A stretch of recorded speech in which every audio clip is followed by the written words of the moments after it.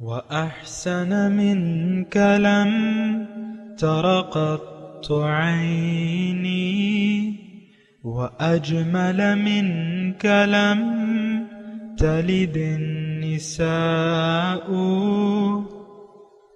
خلقت مبرأ من كل عيب خلقت مبرأ من كل عيب كأنك قد خلقت كما تشاء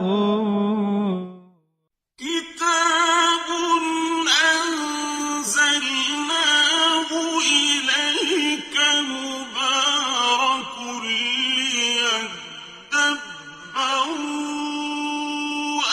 آياته وليتذكر أولو الألباب۔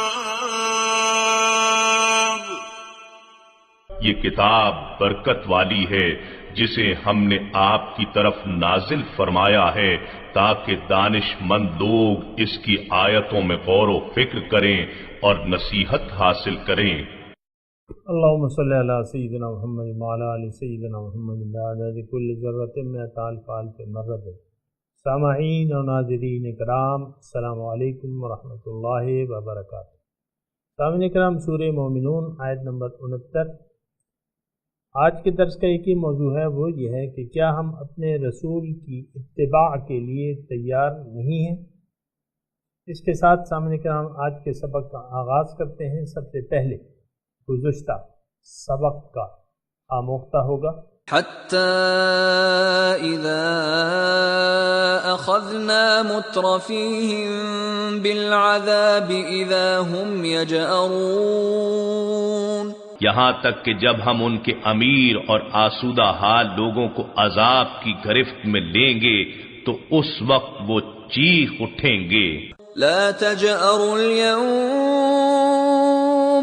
إنكم منا لا تنصرون،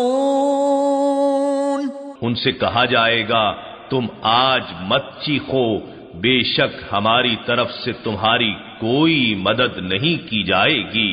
قد كانت آياتي تتلى عليكم فكنتم على أعقابكم تنكصون،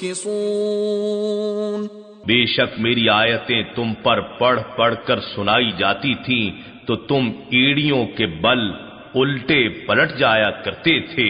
مستكبرين به سامرا تهجرون، اس سے غرور و تکبر کرتے ہوئے رات کے اندھیرے میں بےہودہ گوئی کرتے تھے۔ افلم يدبروا القول ام جاءهم ما لم يأت آباءهم الاولین، سو کیا انہوں نے اس فرمان الہی میں غور و خوض نہیں کیا یا ان کے پاس کوئی ایسی چیز آ گئی ہے جو ان کے اگلے باپ دادا کے پاس نہیں آئی تھی؟ کرام سورہ مومنون آیت نمبر 69۔ ام لم یعرفوا رسولہم، کیا انہوں نے پہچانا نہیں اپنے رسول کو؟ فہم لہ منکرون، کیا یہ پہچانتے نہیں اپنے رسول کو اور یہ ان کے لیے ناآشنا ہے، یعنی جانتے پہچانتے نہیں ہیں، اس وجہ سے ان سے انکار کا فہم لہو منکرون، اس وجہ سے ان سے انکار کرتے ہیں کہ یہ رسول کو جانتے نہیں ہیں۔ ام یقولون بہ جنہ، کیا یہ کہتے ہیں کہ اس پہ جنون کا سایہ ہے، جنات کا سایہ ہے، یعنی یہ معاذ اللہ دیوانے ہیں۔ بل جاءہم بالحق، بلکہ یہ ان کے پاس حق لے کے آئے ہیں۔ وَأَكْثَرُهُمْ لِلْحَقِّ كَارِهُونَ، اور ان میں سے اکثر حق کو ناپسند کرتے ہیں۔ سامعین کرام، حق کی دعوت کو ٹھکرانے والوں کا انجام ما سبق آیاتوں میں بیان کیا گیا ہے کہ جب ہم ان کو اپنے عذاب سے پکڑ لیں گے تو پھر اس وقت یہ بہت چلائیں گے، چیخیں گے، چلائیں گے۔ اس وقت ان سے کہا جائے گا کہ اب تم لا تجأروا اليوم، اب تم چلاؤ نہیں، انکم منا لا تنصرون، ہماری طرف سے اب تمہاری کوئی مدد نہیں کی جائے گی۔ اس کی وجہ یہ ہے کہ میری آیات قد کانت آیاتی تتلا علیکم، میری آیات تم پہ پڑھی جاتی تھی، وکنتم علی اعقابکم تنکسون، تو اس سے تم پھر جاتے تھے، منہ موڑ لیا کرتے تھے، تکبر کیا کرتے تھے، ہنسی مذاق میں، گپ شپ میں، ہنسی مذاق میں ان کی باتیں اڑا دیتے تھے۔ اور کیا یہ لوگ اس بات پہ تدبر نہیں کرتے کہ یہ کلام پہلے بھی آ چکا ہے؟ یا آج کا جو سبق ہے، ام لم یعرفوا رسولہم، یہ رسول کو جانتے نہیں۔ دیکھیں حضور صلی اللہ علیہ وسلم کی جہاں تک بات ہے تو ایک قرآن کی ایک اور آیت ہے کہ فقد لبثت فیکم عمرا من قبلہ افلا تعقلون، کہ میں نے تمہیں ایک عمر تم میں گزار دی ہے اور کیا تم عقل سے کام نہیں لیتے؟ دیکھیں حضور صلی اللہ علیہ وسلم کی دیانت، صداقت، یعنی نبوت سے پہلے، اعلان نبوت سے پہلے حضور صلی اللہ علیہ وسلم کی دیانت اور صداقت اور امانت کے سب لوگ قائل تھے۔ اور وہ آپ کو واقعہ معلوم ہوگا، حجر اسود جب خانہ کعبہ کی تعمیر نو کر رہے تھے تو حجر اسود کو اپنے مقام پہ رکھنے کا وہ آیا تو لڑائی جھگڑے تک نوبت پہنچ گئی۔ تو لوگوں نے کہا کہ بھئی لڑو نہیں، کل صبح تک صبر کر لو، جو سب سے پہلے آئے گا خانہ کعبہ میں اس سے فیصلہ کروا لینا۔ تو جو سب سے پہلے آئے تو وہ حضور صلی اللہ علیہ وسلم کی ذات تھی، تو سب ان کو دیکھ کے بڑے خوش ہوئے، حاذا محمد حاذا امین کے نعرے لگاتے ہوئے ان سے فیصلے کے طالب ہوئے، اور انہوں نے جو فیصلہ کیا وہ ایک بہترین فیصلہ ہے سامنے کرام۔ تو بہرحال حضور صلی اللہ علیہ وسلم کی دیانت، ان کی صداقت اور ان کی امانت، یہ قائل تھے، یعنی یہ مشرکین مکہ جو تھے یہ ان کی نبوت کے بعد بھی ان کی دیانت کے اور صداقت کے قائل تھے۔ مثال کے طور پہ حضور صلی اللہ علیہ وسلم جب ہجرت فرما رہے تھے تو کیا مکے والوں کی امانتیں ان کے پاس نہیں تھیں؟ اور حضرت علی کو انہوں نے اسی لیے اپنے پیچھے چھوڑ دیا کہ تم یہ امانتیں واپس دے کے تم پھر مدینے چلے آنا۔ یعنی 13 سال لوگ ان کی مخالفت بھی کرتے رہے اور ان کی دیانت کی وجہ سے ان کے پاس اپنی امانتیں رکھواتے بھی رہے۔ پھر ابو لہب کے ان کی صداقت کا، ابو لہب جو ان کا دشمن تھا، چچا تھا، دشمن تھا، لیکن وہ اس کے الفاظ یہ ہیں کہ محمد صلی اللہ علیہ وسلم کے منہ سے جو نکلتا ہے وہ سچا ہوتا ہے، وہ ہوتا ہے۔ تو بہرحال حضور صلی اللہ علیہ وسلم کی ذات جو تھی، اور ایک تو یہ ہے کہ پیغمبر کی ذات جو ہے شروع سے صادق اور امین ہوتی ہے سامنے کرام، اور لوگ ان کے قائل بھی تھے۔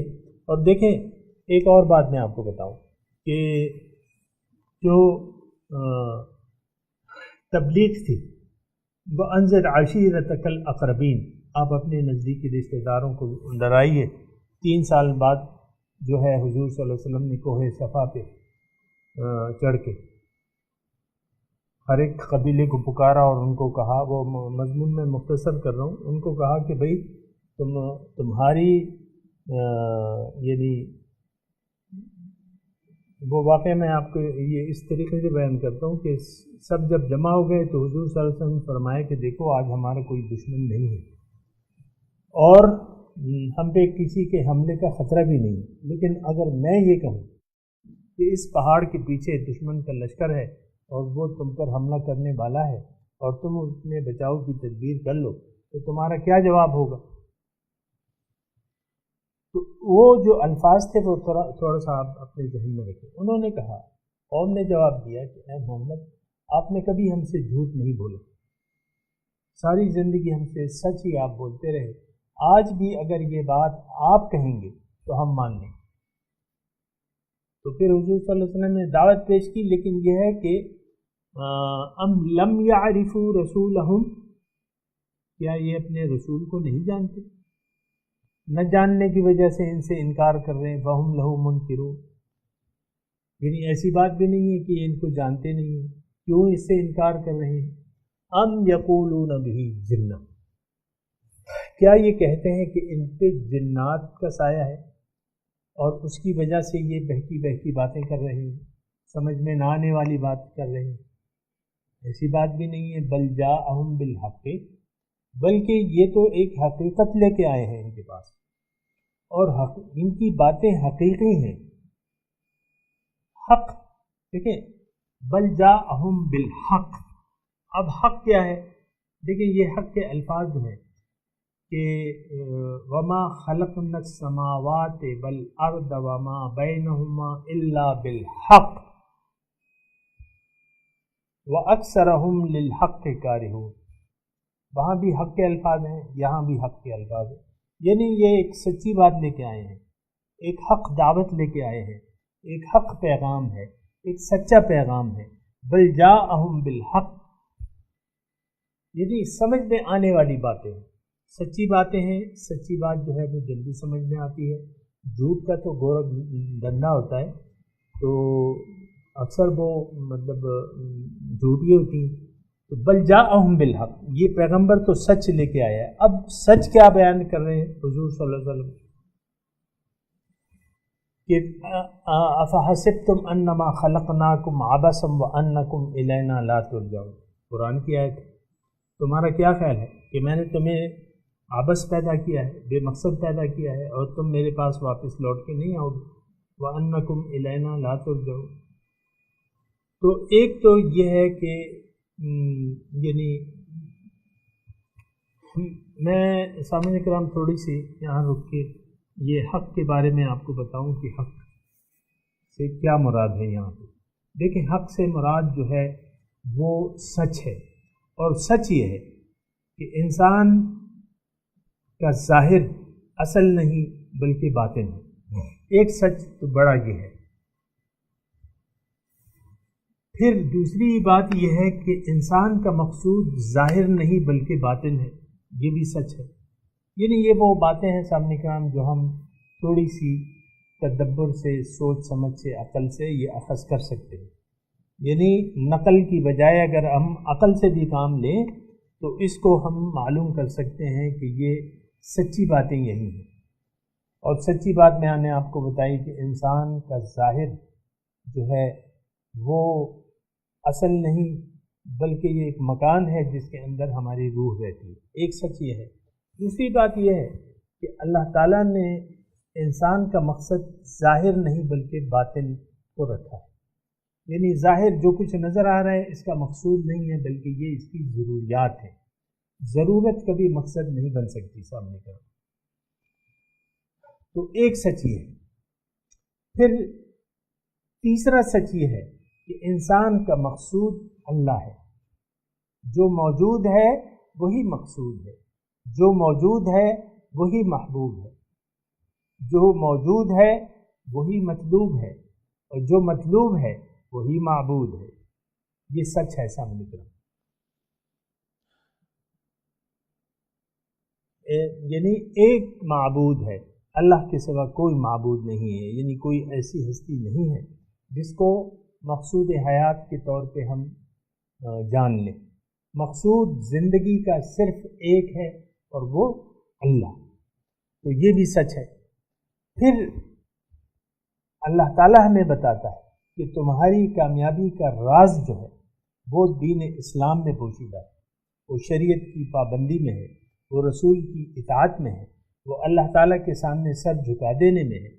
تمہاری نجات اور تمہاری کامیابی سچ یہ ہے کہ اس میں ہے اطیعوا اللہ و اطیعوا الرسول، یہ سچ ہے، یعنی اپنی ذاتی خواہشات کو چھوڑ کے اللہ تعالیٰ کے سامنے سر جھکا لو، یہ سچ ہے۔ بل جاءہم بالحق، بلکہ یہ حق لے کے آئے ہیں، اور میں نے حق کی آپ کو تفصیل بتا دی۔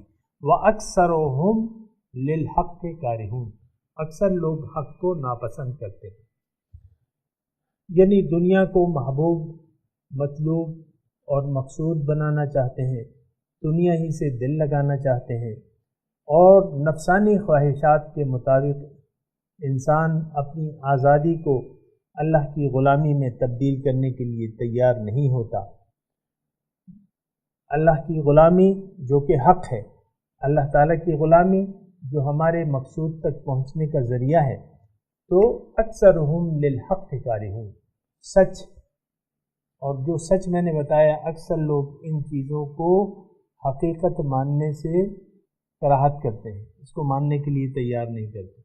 میں آپ کو کہتا ہوں نا کہ کوئی اللہ تعالیٰ کو مقصود حیات بنانے کے لیے تیار نہیں، وَأَكْثَرُهُمْ لِلْحَقِّ كَارِهُونَ۔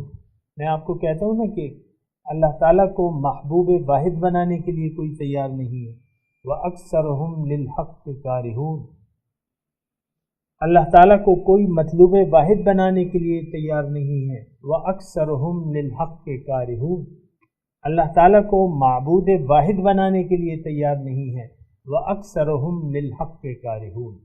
اکثر لوگ حق پر عمل کرنا یا حق کو اپنانے سے ناگواری محسوس کرتے ہیں، کارہون، کراہت۔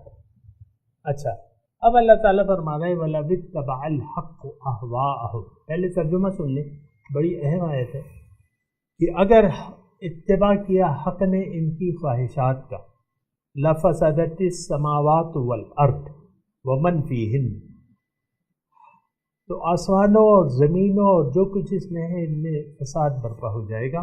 بل اتیناہم بذکرہم، بلکہ ہم لائے ہیں ان کے پاس ان کا ذکر، ذکر کے معنی نصیحت، ذکر کے معنی خیر خواہی، ذکر کے معنی عزت اور شرف، فہم عن ذکرہم معرضون، بس یہ اپنے ذکر، اپنی نصیحت، اپنی خیر خواہی، عزت اور شرف سے اعراض کر رہے ہیں، منہ موڑ رہے ہیں۔ سامعین اکرام، یہ آیت خاص طور پہ قابل غور ہے اور اس کو ہم اس پہ غور کرنا چاہیے۔ وَلَوِ اتَّبَعَ الْحَقُّ أَهْوَاءَهُمْ، اگر یہ حق ان کی خواہشات کی تابع ہو جاتا تو پھر فساد برپا ہو جاتا، جیسے کہ آج برپا ہو گیا ہے۔ سامنے کرام، ظہر الفساد فی البر والبحر بما کسبت ایدی الناس، زمین کے بر و بحر میں یعنی خشکی اور تری میں فساد برپا ہے بسبب جو لوگوں کے اپنے کرتوت ہیں، یعنی جو من چاہی زندگی یہ گزار رہے ہیں، اللہ تعالیٰ کے قانون کے پابند نہیں ہو رہے اور حق کے تابع نہیں ہو رہے اور اپنی حق کو اپنی خواہشات کا پابند کر لیا ہے، تو اس وجہ سے زمین اور میں فساد برپا ہے۔ آپ دیکھیں، چلیں آسانی سے آپ یہ فساد کی کیفیات آپ دیکھ رہے ہیں۔ آج دیکھیں مسلمان کے خلاف ہے، ایک دوسرے کا ہم گلا کاٹنے کے لیے، ایک دوسرے پہ کفر اور شرک کے فتوے لگانے کے لیے ہم کتنے فراغ دل ہیں، یعنی مسلمان بکھرے ہوئے ہیں۔ سامنے کرام، ہم میں فساد، اندرونی طور پہ ہم فساد کا شکار ہیں۔ دیکھیں، میں آپ کو بتاتا ہوں نا کہ مسلمان نہیں ہے، مسلمان کی جماعت نہیں ہے اجتماعی طور پہ، اور نہ ان کا کوئی امیر ہے، نہ مسلمان ہے، نہ اس کی کوئی جماعت ہے، نہ اس کا کوئی امیر ہے۔ اب جب امیر نہیں ہے تو آپ دیکھیں کہ ہم اسلام فرقوں میں بٹ گیا ہے، چار جو حق مسالک ہیں ان میں بھی آپس میں اختلافات زوروں پہ ہیں اور ایک دوسرے کے خلاف جو ہیں وہ مناظرے ہیں، ایک دوسرے پہ شرک کے فتوے ہیں، کفر کے فتوے ہیں، اور آپ دیکھیں یہ کتنی سیل لگی ہوئی ہے، کفر کے اور شرک کے فتووں کی سیل لگی ہوئی۔ جو حقیقی شرک ہے اس کو تو ہم کچھ نہیں کہتے، لیکن جو ظاہری چیزیں ہیں اس پہ شرک کے فتوے لگا رہے ہیں کہ یا رسول اللہ، کوئی کہتا ہے یا رسول اللہ کہنا حق ہے، کوئی کہتا ہے یا رسول اللہ کہنا شرک ہے، یہ ہے نا۔ پھر کوئی کہتا ہے یا رسول جو ہے نور ہے، کوئی کہتا ہے نہیں وہ بشر ہے۔ اس میں مناظرے ہیں اور اختلافات ہیں، کوئی کہتا ہے علم غیب ہے، کوئی کہتا ہے نہیں ہے علم غیب۔ اب یہ کون سی اختلافی باتیں ہیں، یا کون سا اس کا ہماری بنیاد سے کیا تعلق ہے؟ تو مسلمان جو ہے بکھر گئے ہیں، اور آپ دیکھیں یہ ہماری ایک جماعت تھی، جماعت احمدیہ، یعنی اتنی جہالت ہو گئی، یعنی یہ میں پارٹیشن سے پہلے کی، جب جماعت احمدیہ کی مرزا غلام احمد نے بنیاد ڈالی اور نبوت کا دعویٰ کر دیا، میں ان کے بارے میں صرف یہ کہہ رہا ہوں کہ ہماری جہالت دیکھیں کہ بہت سے لوگ ان کی نبوت پہ ایمان لے آئے، ان کی جھوٹی نبوت پہ بہت سے لوگ ایمان لے آئے، اور ایک کثیر تعداد آج بھی موجود ہے۔ یعنی یہ جہالت کی انتہا تو آپ دیکھیں نا کہ اتنی جہالت بڑھی ہوئی ہے کہ آج بھی لوگوں کی ایک کثیر تعداد ان کو اپنا رسول قرار دے رہی ہے، ان کی نبوت پہ ایمان لا رہی ہے، ان کے جو ساتھی ہیں ان کو صحابہ قرار دے رہی ہے، جو ان کے صحابہ کے بعد ہیں ان کو تابعین قرار دے رہی ہے۔ کیونکہ وہ جہالت کی بات ہے اور تو کچھ بھی نہیں ہے، جہالت ہے یہ۔ تو یہ جہالت تو پھیلی بھی ہے، صرف قادیانی کی بات نہیں ہے، ہم تو یہ جہالت ہم پہ عام ہے۔ آج دیکھیں اپنے منزل مقصود سے ہم غافل ہیں، اپنے حقیقی مقصود کو ہم جانتے تک نہیں کہ مقصود کون ہے، ہماری زندگی کا مقصد کیا ہے، یہ جہالت ہے۔ اپنے جو نجات کا طریقہ ہے اس کے بارے میں ہم لا علم کہ ہماری نجات کا ذریعہ کیا ہے، اس کے بارے میں ہم غلط فہمی کے شکار ہیں کہ ہدایت تو محدود ہے نماز روزہ حج زکوٰۃ تک اور کلمہ پڑھ لینے تک، باقی جو مرضی آئے کرو، اور وہ ہم کر رہے ہیں ایسا۔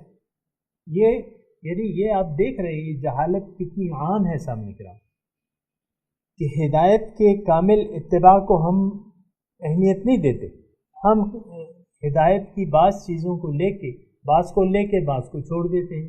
اس کا نتیجہ کیا ہے؟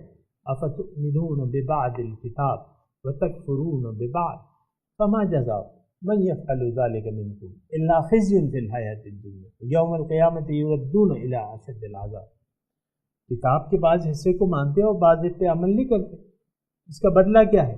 دنیا میں رسوائی تمہارا مقدر ہوگی اور آخرت میں شدید عذاب کی طرف تم واپس کیے جاؤ گے۔ آج قرآن کہ کسی حصے کو مانتے ہیں کسی کو نہیں مانتے، کوئی نماز پڑھتا ہے تو روزے نہیں رکھتا، کوئی روزے رکھتا ہے تو نماز کا شوقین نہیں۔ عام طور پہ آپ دیکھ لیں کہ مسجدیں جو ہیں وہ رمضان کے مہینے میں بھری ہوتی ہیں، ویسے جو ہے وہ تقریباً خالی رہتی ہیں۔ تو نماز تو صرف رمضان المبارک کے لیے نہیں ہے۔ بہرحال میں عرض کر رہا ہوں سامعین کرام کہ ہم نے ہدایت کو اپنی خواہشات کے تابع کر لیا ہے۔ اب ہو کیا رہا ہے کہ ہم لوگ بکھر گئے ہیں، ٹوٹ گئے ہیں، ہماری ہوا اکھڑ گئی ہے۔ وَلَا تَنَازَعُوا فَتَفْشَلُوا وَتَذْهَبَ رِيحُكُمْ وَاعْتَصِمُوا بِحَبْلِ اللَّهِ جَمِيعًا وَلَا تَفَرَّقُوا۔ اللہ تعالیٰ فرما رہے کہ اللہ کی رسی کو مضبوطی سے تھام لو اور تفرقہ بازی میں نہ پڑو۔ اب کیا ضرورت ہے ایک کلمہ گو کو آپ کافر قرار دے رہے ہیں یا مشرک قرار دے رہے ہیں؟ محض فروعی اختلافات کی بنا ہر کلمہ گو جو ہے مسلمان، من صلی صلاتن واکل ذبیحتن، جس نے بھی ہمارے طرز کی نماز پڑھی اور ہمارا ذبیحہ کھایا تو وہ مسلم ہے۔ اللہ تعالیٰ اللہ کے رسول فرمائے وہ مسلم ہے۔ باقی تو اختلافات ہیں، اس کی اپنی جگہ ہے، لیکن اختلافات کا مطلب یہ نہیں ہے کہ آپ انتشار پیدا کر لیں اپنے آپ اور ایک دوسرے کا گلا کاٹنے لگیں، اس کا یہ مطلب تو نہیں ہے۔ اختلافات ہوتے ہیں اور مناسب طریقے سے مطلب اس کے ساتھ وہ الگ ایک موضوع ہے سامنے کرام، میں اس میں نہیں جاتا، لیکن آج امت میں فساد برپا ہے سامنے کرام۔ اب آپ دیکھیں نا، ہر فرقے کی اپنی مسجد بن گئی ہے، ہر فرقے نے اپنے اوپر ایک نام رکھ لیا ہے۔ تو پھر یہ ہے کہ یہ تو پھر مشکلات پیدا ہوں گی نہیں۔ وَلَوِ اتَّبَعَ الْحَقُّ أَهْوَاءَهُمْ لَفَسَدَتِ السَّمَاوَاتُ وَالْأَرْضُ، زمین آسمان میں فساد برپا ہو جائے گا۔ وَمَنْ فِيهِنَّ، اس کا سامعین کرام یعنی ایک تو یہ ہے کہ اس حق فساد وَلَوِ اتَّبَعَ الْحَقُّ أَهْوَاءَهُمْ، حق باطل کے تابع نہیں ہو سکتا، حق خواہشات کے تابع نہیں ہو سکتا۔ دیکھیں حق ابھی بھی موجود ہے، اور حق باطل کا اتباع نہیں کرتا، اس لیے زمین اور آسمان میں فساد برپا نہیں، ورنہ پھر یہ فساد برپا ہو جاتا نا۔ مثال کے طور پہ اللہ تعالیٰ فرما رہے کہ لو کان فیہما آلہۃ الا اللہ لفسدتا، وہاں بھی فساد کا لفظ ہے کہ اگر اس میں دو معبود ہوتے، دو خدا ہوتے، تو اس میں فساد برپا ہو جاتا۔ وَلَوِ اتَّبَعَ الْحَقُّ أَهْوَاءَهُمْ لَفَسَدَتِ السَّمَاوَاتُ وَالْأَرْضُ وَمَنْ فِيهِنَّ، لیکن معبود برحق ایک ہے، اس میں کوئی مطلب وہ نہیں ہے۔ اچھا، اب یہاں جو ہے یعنی یہ اس میں مضمون تھوڑا سا یہ ہے سامنے کرام کہ حق کا اتباع کرنا چاہیے، باطل کی پیروی نہیں کرنا چاہیے۔ فَمَن يَكْفُرْ بِالطَّاغُوتِ وَيُؤْمِن بِاللَّهِ فَقَدِ اسْتَمْسَكَ بِالْعُرْوَةِ الْوُثْقَىٰ، جس نے انکار کر دیا تاغوت سے، باطل قوتوں سے، اللہ پہ ایمان لے آئے تو اس نے وہ مضبوط ہینڈل کو پکڑ لیا، عروۃ الوثقیٰ، مضبوط ہینڈل کو پکڑ لیا، لن انفصام لہا، یہ نہیں چھوٹے گا اس سے۔ تو بہرحال سامعین کرام، حق کا اتباع حق جو ہے وہ ضروری ہے، لازمی ہے، اس کے بغیر جو ہے آپ کی زندگی میں بھی فساد ہوگا اور زمین میں بھی فساد برپا ہوگا۔ اگر آپ حق کا اتباع نہیں کریں گے یا حق کو تابع کر لیں گے خواہشات نفس کے، تو آپ کی اپنی زندگی میں بھی بگاڑ پیدا ہوگا، آپ کی زندگی مشکلات کا شکار ہو جائے گی، فساد کا شکار ہو جائے گی، اور یعنی اجتماعی طور پہ بھی آپ آپس میں فساد کا شکار ہو جائیں گے۔ آج دیکھیں نا، میں آپ کو عرض کرتا رہتا ہوں، اب ہمارا ہمسائے ملک ہے ایران، جو کہ اہل تشیع پہ مشتمل ہے زیادہ اکثریت۔ اب وہ ہماری اس سے ذہنی ہم آہنگی ہو نہیں پا رہی، وہ اپنے آپ کو چودھری سمجھتے ہیں اور اپنا نظریہ باقی دنیا پر یعنی ٹھوسنے کی کوشش کرتے ہیں۔ میں یہ نہیں کہہ رہا، ٹھیک ہے تم بھائی اپنے نظریے پہ قائم رہو اور اوروں کو نہ چھیڑو، تم اپنے نظریے پہ قائم رہو، تمہارا اور ہمارا فیصلہ اللہ تعالیٰ کی ذات کرے گی قیامت کے دن۔ لیکن یہ ہے کہ اب پھر فساد ہے۔ اب دیکھیں سعودی عرب اور ایران جو ہے وہ سنی اور شیعہ کی ایک قسم کی جنگ بن گئی ہے۔ ایران والے اپنا یعنی اکثر یہ ہوتا ہے کہ بعض وقت حج کی بھی سعادت وہ لوگ نہیں حاصل کر سکتے۔ ان کا اپنا ایک مطلب یہ ہے کہ طریقہ کار ہے شیعوں کا کہ وہ مکہ اور مدینہ پر تسلط حاصل کرنا چاہتے ہیں اور اس کو سعودی عرب کی اس سے نکالنا چاہتے ہیں اقتدار سے، اور کہتے ہیں کہ یہ ایک عام جگہ ہے۔ بہرحال یہ تو غلط بات ہے، یعنی انتظام تو ایک ہی، وہ تو منتظمین ہیں، وہ انتظام کر رہے ہیں، اب تمہیں کیا ضرورت ہے وہاں جا کے مظاہرے کرنے کی یا وغیرہ وغیرہ، تو یہ بات غلط ہے سامعین کرام۔ تو حق کا اتباع ضروری ہے، اگر آپ نے حق کا اتباع نہیں کیا تو پھر فساد ہوگا جیسے کہ آج فساد برپا ہے۔ بل اتیناہم بذکرہم، بہرحال یہاں رک کے سامنے کا میں تلاوت اور ترجمہ کرتے ہیں اور باقی مضمون بعد میں کر لیں گے۔ اعوذ باللہ من الشیطان الرجیم، بسم اللہ الرحمن الرحیم۔ ام لم یعرفوا رسولہم فہم لہ منکرون ام یقولون بہ جنہ بل جاءہم بالحق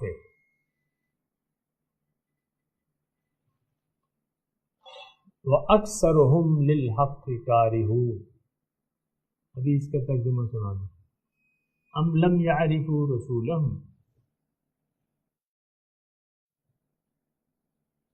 کیا انہوں نے نہیں پہچانا اپنے رسول کو؟ فہم لہ منکرون، اور اس لیے اس سے انکار کرتے ہیں۔ ہم یقولون بہ جنت، کیا یہ کہتے ہیں کہ اس کو جنون ہے؟ بل جاءہم بالحق، بلکہ وہ لائے ہیں ان کے پاس حق کو، وَأَكْثَرُهُمْ لِلْحَقِّ كَارِهُونَ، اور اکثریت جو ہے حق کو ناپسند کرتی ہے۔ اس کے ساتھ سامعین اکرام آج کے سبق کی تلاوت اور ترجمہ۔ أَمْ لَمْ يَعْرِفُوا رَسُولَهُمْ فَهُمْ لَهُ مُنْكِرُونَ Or is it that they did not recognize their messenger, so they are denying him? أَمْ يَقُولُونَ بِهِ جِنَّةٌ بَلْ جَاءَهُم بِالْحَقِّ وَأَكْثَرُهُمْ لِلْحَقِّ كَارِهُونَ Or do they say he is possessed? In fact, he brought them the truth, but most of them hate the truth. سامعین اکرام، اس کے ساتھ ہی آج کے درس کا وقت اختتام کو پہنچا۔ اگلے درس میں انشاءاللہ ملاقات ہوگی۔ وآخر دعوانا ان الحمد للہ رب العالمین، والسلام علیکم ورحمۃ اللہ وبرکاتہ۔